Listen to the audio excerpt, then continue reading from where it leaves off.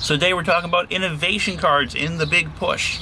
Each player has a deck of 6 innovation cards, and they're shuffled, and you draw one every turn. And these represent different innovations in military technology, because one thing about World War I is we had a lot of that.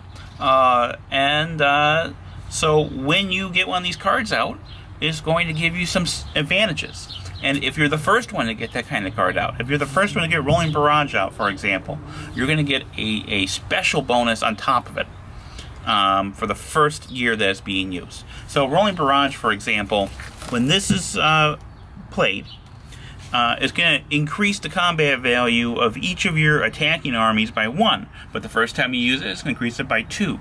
So we have a couple attacking armies over here. And we have a couple Entente armies, the value of 4 and 3, that's 7 altogether. So if I'm bringing out Rolling Barrage, and I'm the first person to do so, I'm going to add 2 to each of these.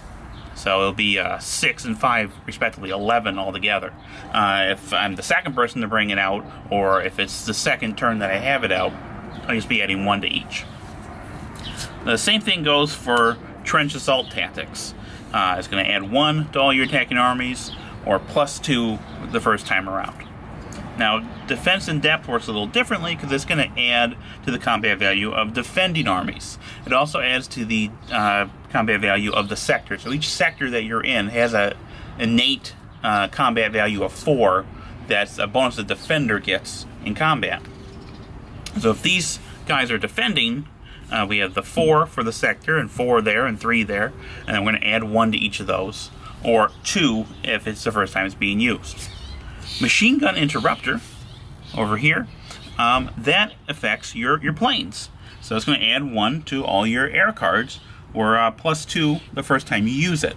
Now the air cards are used during a phase where you're trying to get air superiority. That's going to give you an intelligence advantage over your opponent. You need to see where some of their cards are, and that can help impact your decision whether you're going to attack or defend in that sector.